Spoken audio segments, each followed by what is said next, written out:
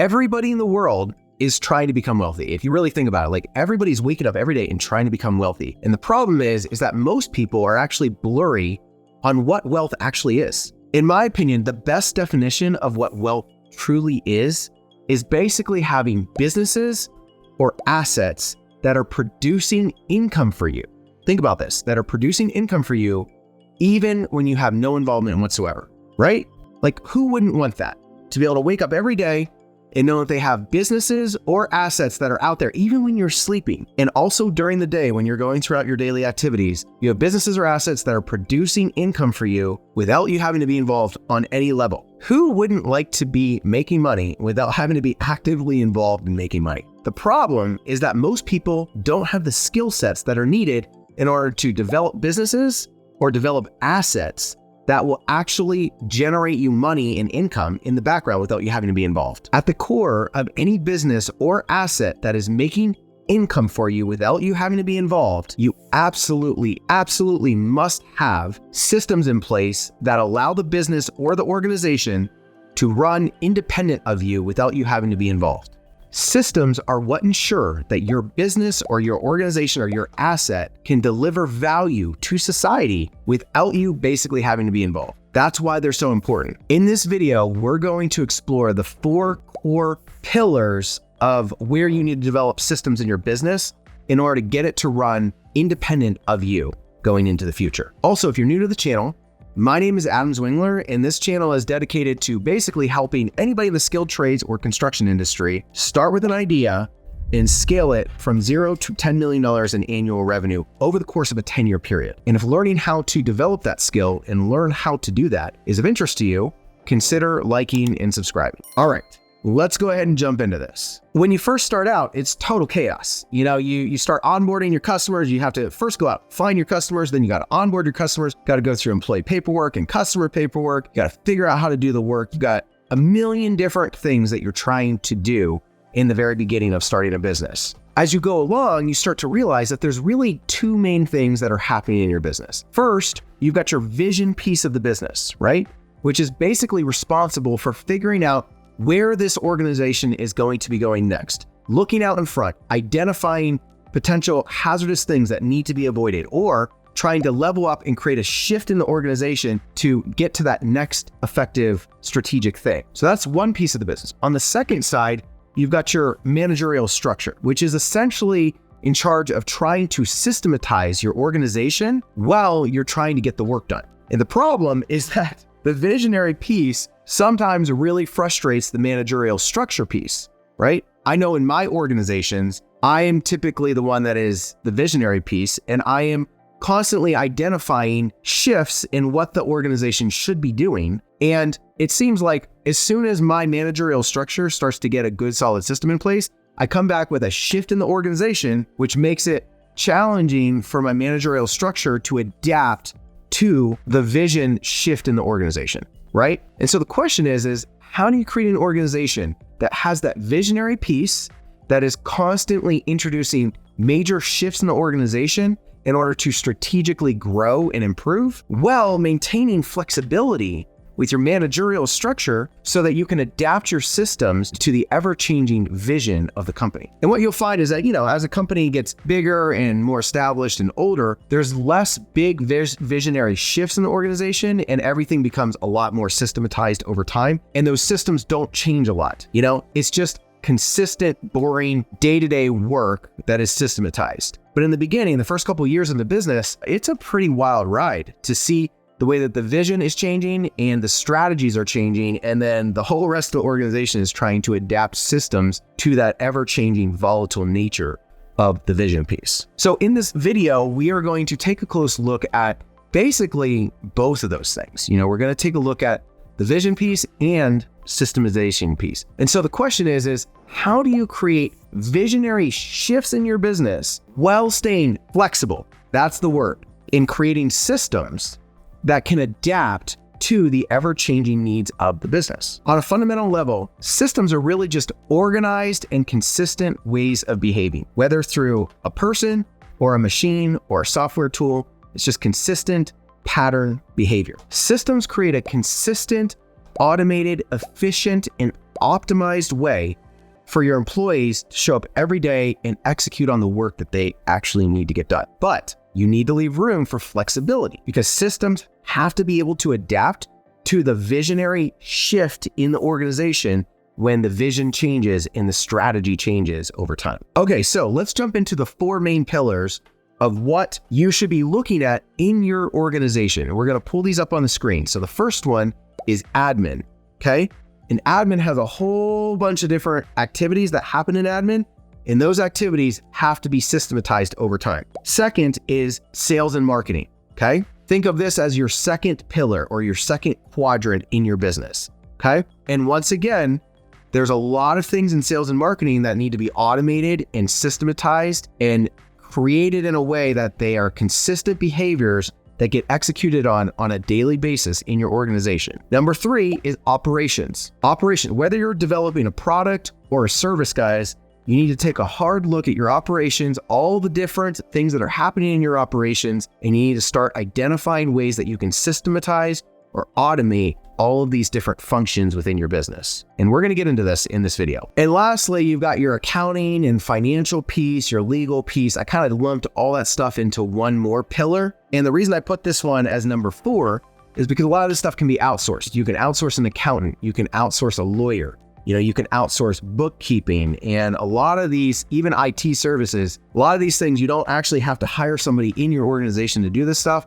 I recommend just pushing it out the door, hiring somebody that's super professional, interviewing a lot of professional people, and then just letting them do their thing. And they will essentially be their own system operating these different core things that are happening in your business. So we're not going to really dive too much into that. All I would say is when you look at the list of things that are in this category, these simply need to be automated. You need to find somebody that can do these services for you. And if at all possible, push them out of your business. If you have the team in place that can do some of these things, then go ahead and bring it in-house because that'll save you some money. But also take a look at how you can automate or systematize it so that they're giving you consistent weekly or monthly updates, and you're really developing a pattern of behavior that can really help you run those divisions of your company. All right, so let's go ahead and jump into the admin side of things real quick. So you've got your customer service system, and a lot of what comes with that customer service system is you've got to have a phone system in place where people call in, they run through an automated system, they have music. Then you got to look at the systematized way that you've got your people answering the phone and communicating with the client, okay? Or communicating on the front end of your business. You got your payroll system. Whether you do that in-house with Gusto, I will leave a link down below because Gusto is super simple software that you can actually do payroll in-house. And if you click the link, it's an affiliate. So I will make a small commission, but you will also get a month or two, I forget exactly what the deal is, but a month or two of free payroll through them. So it's a good deal for both. Check it out just because it's truly simple software to be able to do your own payroll. But this is another thing that you could also outsource to other people and just not think about it. And then once again, it's just systematized. Okay. You got employee onboarding. Purchasing was something that I thought about putting into operations, but I really think that purchasing materials and supplies and stuff like that could honestly just be pushed over into the admin category. And as long as it's systematized enough, there should be people in your admin category that can place orders and purchase the things that are needed for the business. And then you got task management, really anything that's kind of related to scheduling and to putting things on tasks and stuff like that. I highly recommend you just lump this all under admin. And guys, these are just some of the quick things that came to mind. I'm sure that this list could actually be 10 or 15 or 20 things long. And that's why you really want to take a close look in your own organization to figure out what are the things that happen in the admin category of your business, and what are you currently doing to systematize these things so that literally if you were to leave for 6 months, all these things would just systematize in a systematic way, run themselves. You need to be planning for that. Just thinking, if I was to step away from my business for 6 months, could all of these functions run on their own? Okay. Number 2, sales and marketing. Email marketing, there should be an automated software tool that you can use for that. We've used Klaviyo, we've used SendGrid. There's a variety of different automated email marketing systems. If you go out to the Buildup University website that we built, buildupuniversity.com, you'll see that we have a couple different automated email marketing systems in there that we recommend. If you click on them, once again, I think there's some sort of a deal that you get if you click on the link. Here's something to think about with social media, guys. It shouldn't cost you hardly anything to run your social media. You should be able to find somebody in another country or somebody in Louisiana. No offense if you're watching from Louisiana. Seems like people from Louisiana are able to work a lot more inexpensively than other people in the country. You just want to find somebody in the country that can literally run this for you for $100 a month. They're consistently posting. They're making sure that all of your social media is staying up to date, and you can hire somebody in another state or in another country to really do this for you efficiently. And you can design a system that will literally run itself, where the guys out in the field are contributing the content, and then you have this back-end person that is dirt cheap that's running all of your social media systems, okay? Then you got your digital ads and lead generation. This is a lot more complicated, but if you get this right, it will run in the background and it will literally just bring people into your organization. The phone will be ringing. If you do this right, your phone is ringing off the hook and is completely systematized on the back end, doing it itself. We're gonna go into more detail on how to do this in future videos, and I'm probably gonna even have a course on Build Up University on exactly how to set up your ads and make sure that you optimize it so that your phone actually rings and it actually works. Okay, guys? Monthly KPIs is just basically, the monthly numbers on your business and really taking a hard look at the statistical pieces of your business and what's actually happening with the sales and marketing and the efficiencies of the number side of things. Follow-up and feedback, commercial estimating. Commercial estimating is a huge one, guys. You absolutely, if there's one thing in this whole video, you've got to automate your commercial estimating. You've got to be pumping out bids. And if you pump out the right amount of bids, your company will always be slammed with work and you will just continue to grow and build up over time. So you've got to absolutely take a hard look at your commercial estimating division and start planning to develop out a whole system there, because when it is developed and it is running the right way, it's going to keep your whole organization busy year round, and you can literally step out of your business and the whole thing is going to run on its own. And there's never going to be a slow period and there's never going to be a slow time when you are paying people and not actually working. So you absolutely need to look at a deep-ended systemization of your commercial estimating. That is direct advice. I really mean that. Operations. You got to figure out how to do scheduling and logistics and equipment efficiency and cleanup systems and employee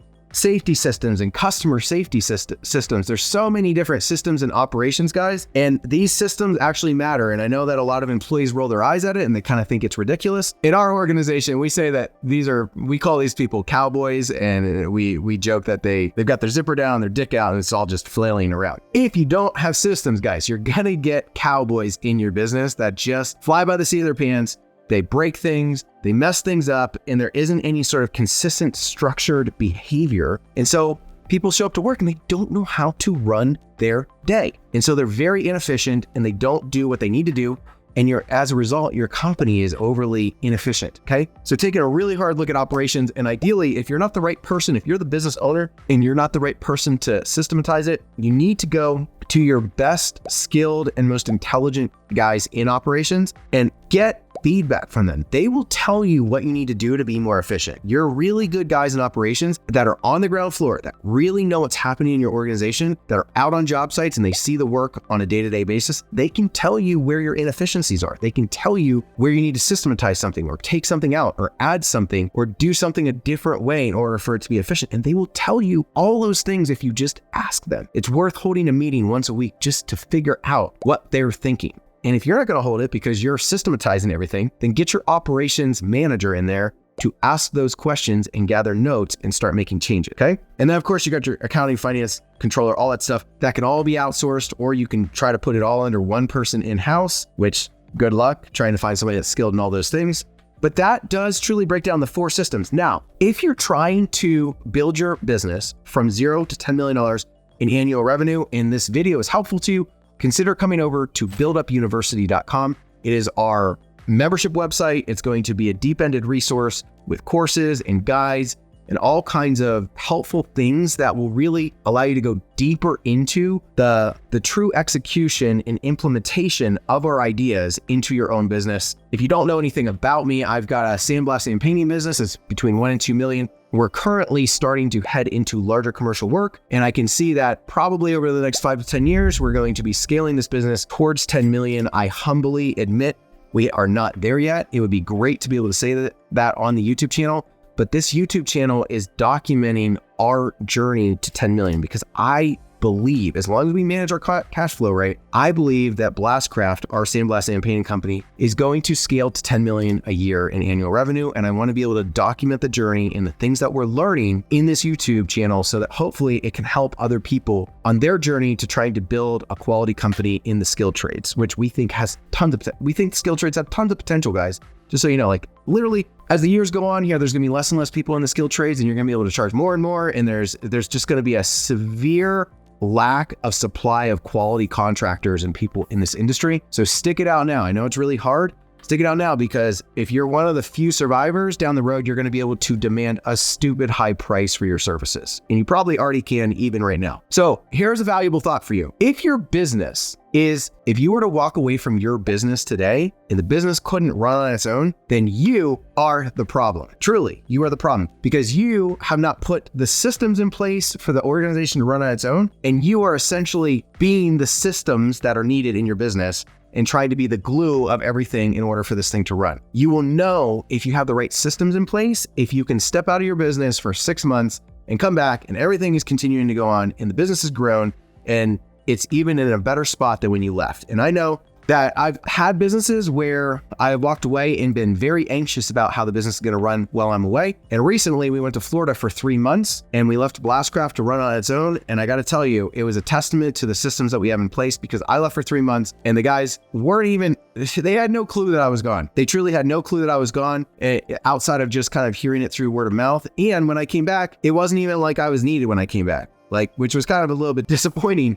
But at the same time, it was great just to know that if we wanted to stay an extra 3 months, we could have very easily stayed another 3 months. And there's so much freedom in getting your business to that point. And it's such a relief, guys, when you finally get your business to run systematically on its own without you having to be there. It just takes such a burden off. That's why this video is so important to me, to get this information out there for you so that you can start thinking about the systems that you need in your business.